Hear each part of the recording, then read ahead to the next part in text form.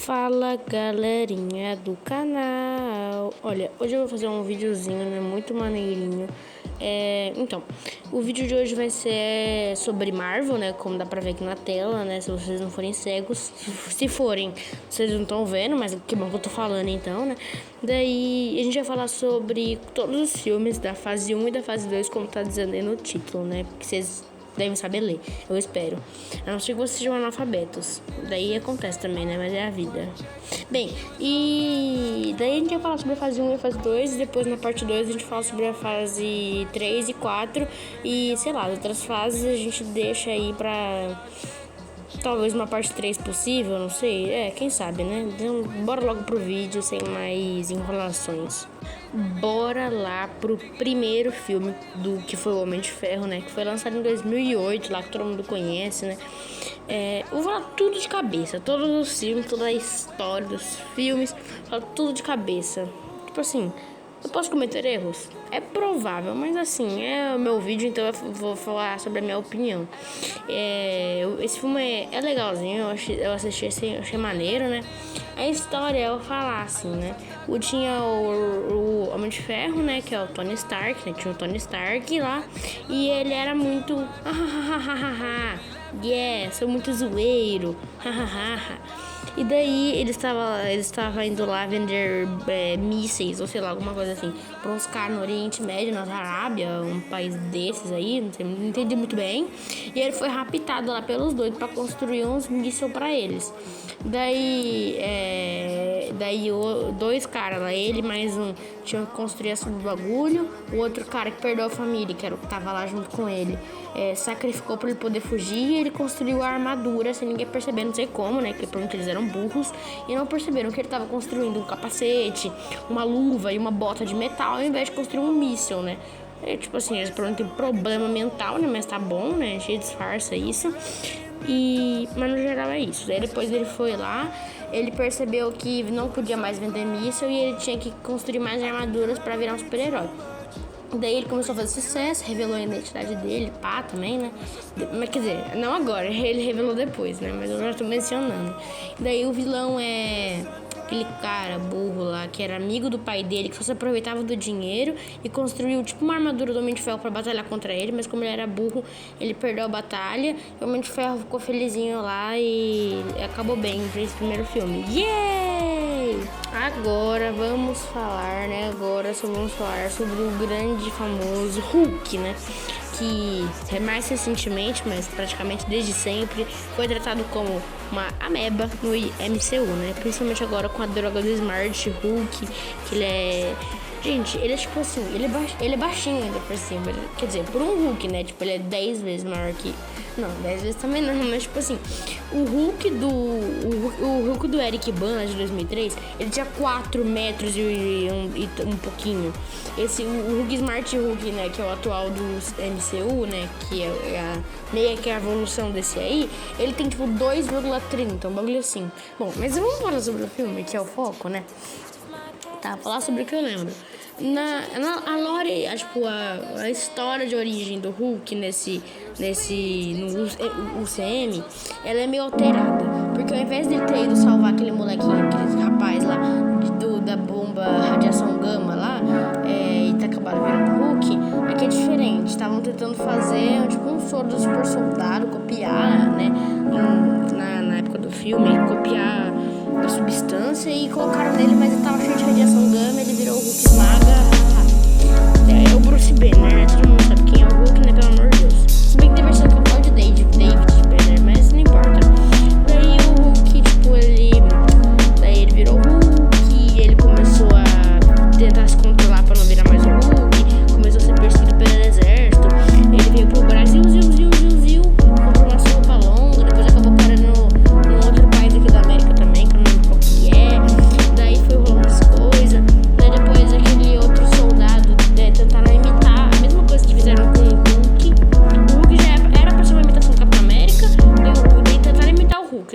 nasceu, sabe o quê? Abominável, que é o vilão do filme. Tipo assim, ele é mais alto, eu acho que é mais forte, mas se bem que perdeu, então, sei lá, eu acho que ele é burro, não sei. E ele é todo deformado, ele tem uns espinhos nas costas. E depois ele até aparece nos outros filmes lá e ele ficou bem mais aquático, vamos dizer assim. Tipo assim, a aparência dele parece muito mais um animal marinho.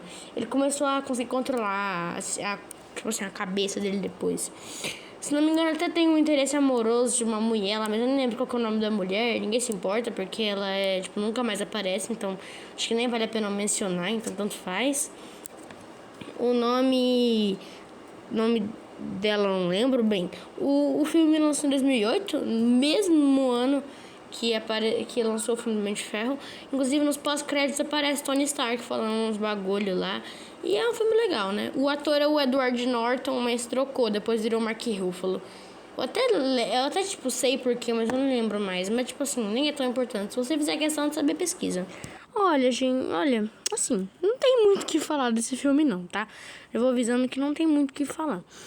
Olha, vou falar só o básico mesmo, que vocês precisam saber. Esse filme não é importante muito pra lore geral, mas ele introduz melhor o arma de combate, não. Como é que é o nome do cara, velho? Eu esqueci. Não acredito. É o Máquina de Combate, isso. Que é o James Rhodes, né? Que nesse filme agora até trocou de ator por causa que ele brigou com o Robert Downey Jr., que é o Tony Stark na vida real. Mas, bem, continuando. Ele agora tem essa armadura que tá aí na capa do filme, como vocês podem ver, né? Que essa armadura, só que cinza, olho vermelho e é mais equipada, né? Ele meio que briga com o Tony Stark nesse filme, né? Tipo, tem umas intrigas ali no meio do roteiro. Mas nada demais. O vilão é o Chicote... Acho que o nome é Chicote de Ferro. É um cara que ele fala, sei lá se ele é russo ou alemão, não sei que droga que ele é, que é um sotaque estranho. Que eu não entendi muito bem, mas eu acho que algum parente dele ou alguma coisa assim morreu por causa das armas. Como é que é o nome? As coisas que o Tony Stark construiu, né? Porque ele construía míssil e arma. E daí ele quer se vingar do Tony Stark. Daí ele manda um exército de robô, que ele faz uma parceria com outro cara pra matar o Tony. E o Tony derrota ele muito facilmente, porque ele é o protagonista, né? E, inclusive, nesse filme tem a transformação, quer dizer, a montação de armadura mais legal pra mim, que é a da maleta, que, se não me engano, é nesse filme. Mas é isso que eu tenho a dizer, né? Esse é o segundo filme da trilogia. Se não me engano, lançou em 2010. E é um filme, assim, tá lá. Não tem nem fede nem cheira pra mim, na minha opinião. Se quiser, nem assiste, se você quiser entender a lore. Tipo assim, é 1h30, eu acho, de coisas legais. É um filme divertidinho, mas nem é muito importante pra lore. Mas tem coisas legais. Vou tentar agilizar neste aqui. Porque, olha, se no bruto tá com 7h50 esse vídeo já, e já tá indo pra mais, na hora que eu editar não vai ficar muito menos do que isso, porque eu não corto muita coisa. Então eu vou tentar falar menos coisa aqui. Até porque esse filme do Thor é uma grande bosta, né? Então não tem porque eu me aprofundar muito nele. Ele até é importante, né? Porque ele introduziu o Loki, que é o grande vilão dessa fase, né? Mas, assim, isso importa, né? No caso, assim. Então, eu vou falar mais rapidamente, assim. Não, eu vou falar, tipo assim, o básico do básico. Tem o Thor, né? O Thor, que tá no nome, né? O nome é Thor, a coragem é imortal. Então, obviamente, o Thor é o protagonista. Daí tem o Thor, o Odin, que é o pai dele, né? Que é o pai de todos lá de Asgard. Ele fala, Thor, você é muito responsável. Você vai lá pra Terra pra aprender algumas coisas. É basicamente isso que eu me lembre. Tem tempo que eu vi esse filme, mas tá bom, né? Daí, se não me engano, é de 2011, né? Esse filme. E o Loki, ele é filho, na verdade, dos gigantes de gelo. Mas os gigantes de gelo, se eu não me engano, abandonaram ele. E Odin e a mãe deles, que eu já esqueci o nome, adotaram ele e falaram, meu filhinho. E deixaram ele com a aparência asgardiana. E o Thor veio pra Terra, tals. Daí ele ficou salvando pessoa. Nem lembro quem que é o vilão desse filme, que ninguém se importa, até porque o Loki é muito mais legal. E no geral é isso mesmo. Tem o Mjolnir, que só levanta quem é digno. E no geral é isso mesmo. E depois ele, se não me engano, reconquista a confiança do pai. Yay! Agora sim iremos falar de um filme que é realmente importante para a cronologia do MCU. Inclusive, para ver Doomsday, a Disney recomenda ver esse aqui, inclusive um dos primeiros na linha cronológica. Na verdade, o ano que se passa é o primeiro. Só que a Disney recomenda primeiro você ver X-Men, e depois X-Men 2, e depois esse aqui, né? Mas como esse vídeo não se trata sobre o que a Disney falou, ou sobre a cronologia do X-Men, que pode também ser um vídeo, né? Se alguém comentar pedindo, eu posso até fazer, mas sinceramente eu não tô muito afim. Então, se você quiser, pode até comentar, assim, mas eu não. Mas eu vou te odiar pra sempre. Mentira. Obviamente eu não vou, né? Mas tipo assim. Eu não assisti nenhum filme do X-Men, praticamente. Praticamente não, nunca assisti. Mas, bom, isso não tem nada a ver com o filme do Capitão América. Vamos logo aqui, né? Capitão América, o Primeiro Vingador. Esse é o nome do filme. Lançou em 2011, né? E ele conta a história do Steve Rogers, né? Que lá na época da Segunda Guerra Mundial, ele era um soldado e era muito magrelo lá, fraco, pobre, fedido. Mas ele era muito bondoso, gentil e carinhoso e empático. Não, é assim que fala, que uma pessoa tem empatia. Eu não sei, na verdade. Mas bom, isso não importa. O que importa é que ele ia receber o soro do super soldado. Daí foram lá, deram, ele ficou super fortão. E deram essa roupa, esse escudo e tal. O escudo foi de vibrânio. Inclusive foi o Howard Stark, pai do Tony Stark, que deu pra ele, né? Que fez, quer dizer... que fez e deu, né? E daí, tipo, ele virou um combatente da Segunda Guerra. E que lutava contra os nazistas, que nesse universo é o Caveira Vermelha.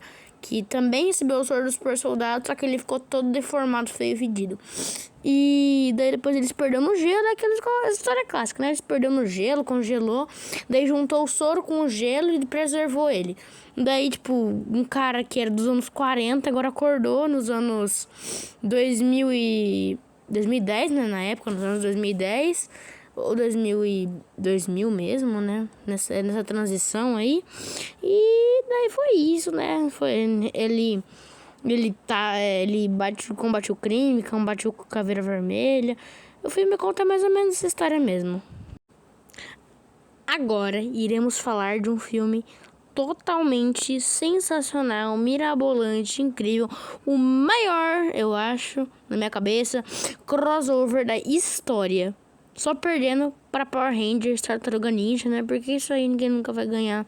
Ninguém chega nem perto do nível de Power Rangers, Tartaruga Ninja. Mas isso aí a gente deixa aí, né? Mas assim, tirando esse, acho que é esse aí o maior crossover, né? Porque, gente, foi sensacional. Quer dizer, eu não era nem nascido na época, né? Mas, tipo assim, vendo os filmes, depois chegando nesse, é sensacional. É um filme ótimo. Pra quem não sabe, o Nick Fury, ele teve que juntar todos os heróis os mais poderosos da Terra que ele sabia, né? Que foi a Viúva Negra e o Gavião Arqueiro, que foram introduzidos aí nos filmes dos outros personagens. Mas eles são agentes da como é que é o nome? Da SHIELD. A SHIELD. Inclusive, a SHIELD era bem presente nos filmes mais do Homem de Ferro, mas eu não tava comentando sobre ela, porque eu queria comentar especificamente aqui. O Gavião e a Viúva também estão aparecendo em outros filmes, mas eu também queria falar deles aqui. Eles são personagens muito legais, são altamente treinados e guiados, mas não têm poderes, então não é o preferido de praticamente ninguém. Se inscreve Quer dizer, no tem canal, muita mulher que gosta da Viúva Capilarte. Negra por causa que ela é a principal mulher nessa primeira fase, então assim... sim, tem muita gente que gosta da Viúva, mas tipo assim, bom... Ele tem o Hulk, né, que infelizmente trocou de ator. Não que eu odeie o Mark Ruffalo, mas assim... Também preferi o Edward Norton, mas assim, é a vida, né? A gente não pode escolher nada. Daí o Capitão América, que a gente acabou de ver, então ninguém tava com saudade dele. O Homem de Ferro, que já tinha uns anos que a gente não via, né? Que a última vez foi em 2010, então foi legal rever ele nesse filme aqui 2 anos depois. O Thor também tinha acabado de ver, então todo mundo tava cagando. O Hulk também, né? 2008 foi a última vez. E foi ver todos eles juntos, foi tão bom, eles agindo em equipe, foi muito bom. A liderança mais vinda do Capitão, né? Mas o Tony também é um bom líder, né? Querendo ou não, um pouquinho. E eles, a grande ameaça era o Loki, que tava com o cetro lá, dele lá, que tinha a joia da mente, que o Thanos deu pra ele. E ele também tava afim do Tesseract, que é aquele bagulho lá, a joia do... Como é que é o nome da joia? A droga da joia. A joia do espaço, isso, do espaço. Inclusive, se você tiver curioso para saber melhor sobre a joia da mente e a do espaço que eu acabei de mencionar aqui, procure o meu vídeo sobre as joias do infinito que eu postei recentemente. Então vá lá ver. Yeah! Tá, é um filme bom, né? Também tem o Exército Chitauri, mas é o exército mais caguento da galáxia. Mas o Hulk também solou ele com uma cena muito incrível. E também aquela cena lá do Loki, que também é muito maneira. Mas o Hulk podia ser mais do que isso, mas tipo assim, tá bom, né? Bom, mas no geral é um filme bom, recomendo você assistir, ele é importante pra história. E também tá nos filmes que a Disney recomenda assistir pra você entender a história do MCU melhor. Se você tá vendo até aqui e tá gostando, deixa o like, se inscreve no canal e ativa o sininho para as notificações do próximo vídeo. Tá. Então, Homem de Ferro 3. Olha, vamos acelerar logo com isso. Esse filme é um filme maneirinho, tá? Os do Homem de Ferro, o Tony Stark. Depois dos eventos desse filme, ele fica meio das ideias. Esse filme desenvolve mais o relacionamento dele com a Pepper Potts, né? Que é a namoradinha dele e tal. Ele começa a construir um montão de armaduras, que é a Legião de Ferro. Tem um vilão, mas todo vilão do Homem de Ferro é só um cara que tenta copiar ele, é meio sem graça. Então, não vou nem me aprofundar muito. E a Legião de Ferro tem casa Stark lá, Stark 1, Stark 2, Stark 1 bilhão, 27, 22, 1 bilhão de Starks, e um monte de armadura, de Homem de Ferro. E daí, como você pode ver, toda a mansão Stark, as armaduras dele tudo ferrado, acho que é hackeado, uns bagulho assim. Olha, ele tá tudo ferrado aí nessa foto. E é basicamente só isso que eu tenho a dizer. Eu tenho que acelerar logo porque o vídeo tá começando a ficar longo e ainda tem bastante filme pela frente. Tá, esse filme é bem ruim e também não agrega muito pra história do que tá sendo contado nos filmes da Marvel, então eu vou falar logo. Nesse filme é um filme do Thor, né? O Thor, o Mundo Sombrio, e aparece a Jane Foster, que é o par romântico do Thor, que também chama Thor, o nome de heroína dela.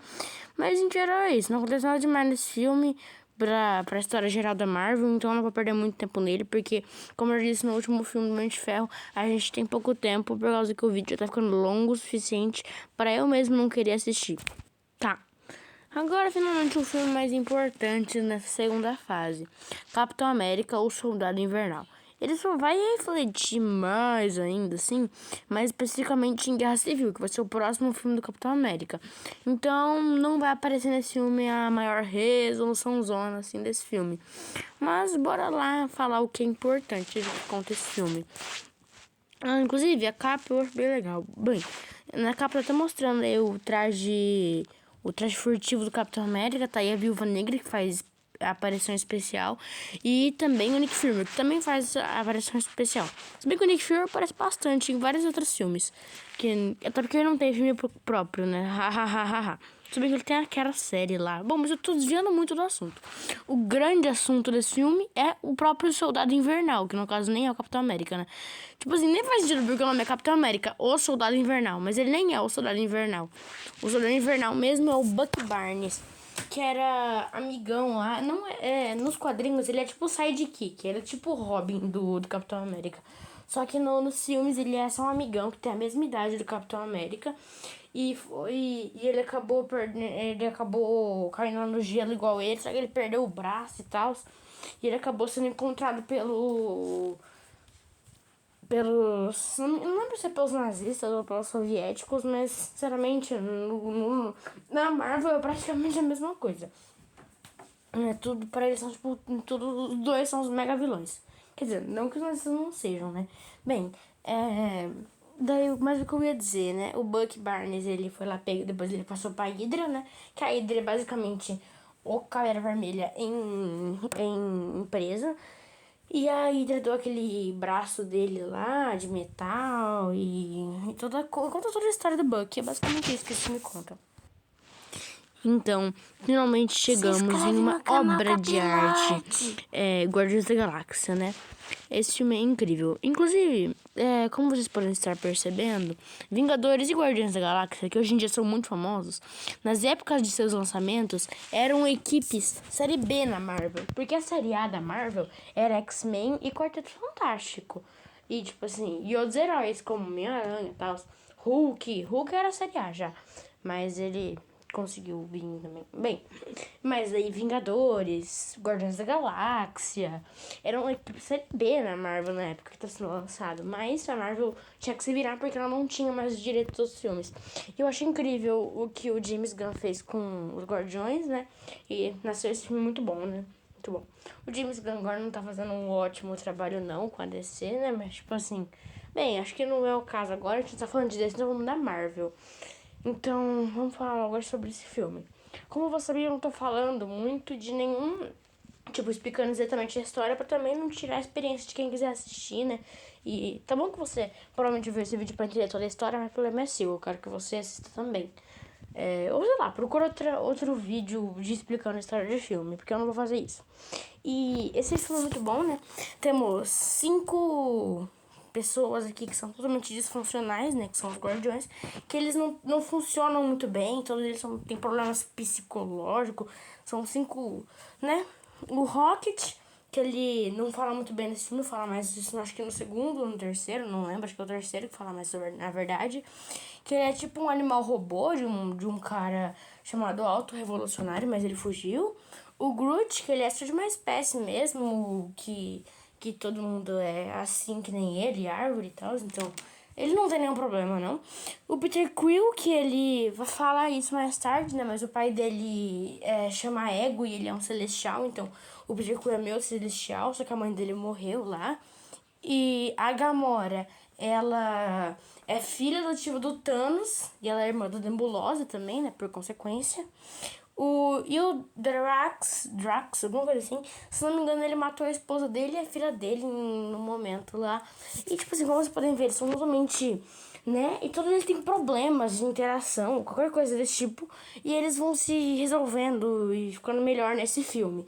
Mas não ficou perfeitos, né? Tem o segundo e o terceiro pra ir melhorando eles. E mesmo até o final, eles ainda vão ter algum problema, porque ninguém é perfeito mesmo. Acho bem legal o Guardiões da Galáxia por causa disso.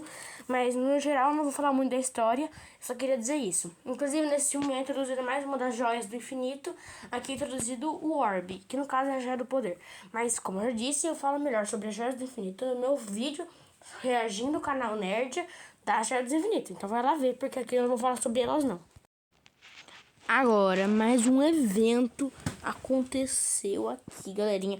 Um filme importantíssimo para a história. Quer dizer, esse nem tanto, na verdade, né? O primeiro filme dos Vingadores foi um grande crossover. O terceiro foi, tipo assim, revolucionou o cinema. E o quarto foi um fechamento ali de uma era inteira, que foi a saga do infinito da Marvel. E esse aqui foi assim, tava lá no meio. Tipo assim, eu não diria nem que foi melhor do que o primeiro. Esse aqui, inclusive, ele nem é recomendado pela Disney pra você poder ter que entender a história até de uns D. Então, tipo assim, esse aqui ele é maneirinho, ele é importantinho até, mas ele não é incrível, não é tão importante quanto os outros. Então, vamos falar sobre ele, né? Ele é um dos... Nesse vídeo aqui, ele é a fase final. Então, vamos falar com ele com um pouco de carinho, né? Vamos explicar ele. Primeiramente, para começar, vou falar aqui, né? Mercúrio e Wanda. Quem são Mercúrio e Wanda? Eles são 2 irmãos gêmeos, se não me engano. Nem lembro se é gêmeo também, acho que isso não importa muito. Mas são irmãos. E na versão original deles, nos quadrinhos, eles são mutantes. Inclusive, mutantes do mal. Eles são lá amigos do Magneto, do Pyro, da Mística, Irmandade Mutante no geral. Mas aqui eles não são vilões. Quer dizer, a Wanda vira vilão depois. Mas isso aí fica por parte 2 desse vídeo. Então, por enquanto, esquece isso, que a Wanda é vilã, não é. Inclusive, também esquece que eles são mutantes. Porque aqui nesse universo não são. Eles são mutagenados, igual o Hulk, o Homem-Aranha e por aí vai. Eles foram mutagenados pela, se não me engano, a Hydra, utilizando a Joia da Mente. Que era aquela lá que ficava no cetro do Loki no primeiro filme, se você não lembra. E eles ganharam poderes. O Mercúrio ganhou super velocidade, mas ele não chega nem perto do que é o Flash. E a Wanda ganhou poder de magia. Depois a gente descobre que é a magia do caos, que tem poderes bem parecidos com o poder da Joia da Realidade. Eu não vou explicar o que o poder da Joia da Realidade tem. Tá no meu vídeo? Tá. Agora continuando. Ela tem esses poderes parecidos com a Joia da Realidade. E eles meio que são introduzidos aos Vingadores e agora fazem parte da equipe e aparecem nesse filme. Também nesse filme é introduzido o Ultron, né? É uma criação do Tony Stark com a ajuda do Bruce Banner. Nos quadrinhos ele é criado pelo Hank Pym, que no caso é o Homem-Formiga original. Mas nesse universo o Homem-Formiga é o Scott Lang. Mas não vou falar do Homem-Formiga. Vamos falar daqui a pouquinho, inclusive. É o próximo filme, mas vamos deixar isso pra depois. E o Homem de Ferro, né, o Tony Stark, cria o Ultron. Com o intuito do Ultron, tipo assim, ser o salvador da pátria. Só que o Ultron tem essa IA, né, de salvar todo mundo. Só que na cabeça do Ultron, quem destruiu o planeta eram os próprios humanos. Então, para salvar o mundo, ele precisava matar as pessoas que estavam destruindo ele, ou seja, toda a humanidade. Então, ele colocou na cabeça dele que ele precisa destruir tudo. Mas no final a resolução desse filme é muito mais simples do que se espera.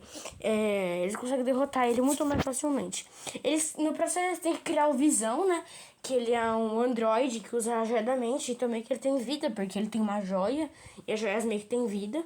Então, teoricamente o Visão tem vida mesmo que não tenha. Inclusive a Wanda fica bem próxima do Visão. O Mercúrio morre. É só isso que eu tenho a dizer. O Mercúrio morre por causa que ele tinha um contrato com a Fox e acaba logo. Eu queria saber como é que seria se introduzissem o Mercúrio agora, que a Fox já é da Disney. Pena que isso não vai acontecer. Mas bem, vamos falar logo. O Hulk, ele acaba assustando umas pessoas, então ele acaba indo pra fora do planeta, daí ele pega uma nave e ele vai pra Sakaar. A gente vai falar disso melhor na parte 2, então Ragnarok. Mas por enquanto a gente não vai falar sobre isso. Mas ele tá indo pra esse planeta aí é diferenciado. No geral, é isso que eu tenho a dizer sobre esse filme mesmo, então bora logo pro filme do Homem-Formiga. E falando nele, aqui está o Homem-Formiga. Entendeu? Eu sou um ótimo piadista, mentira, eu sou um péssimo, mas bem, vamos ao assunto, né, que no caso é ele mesmo,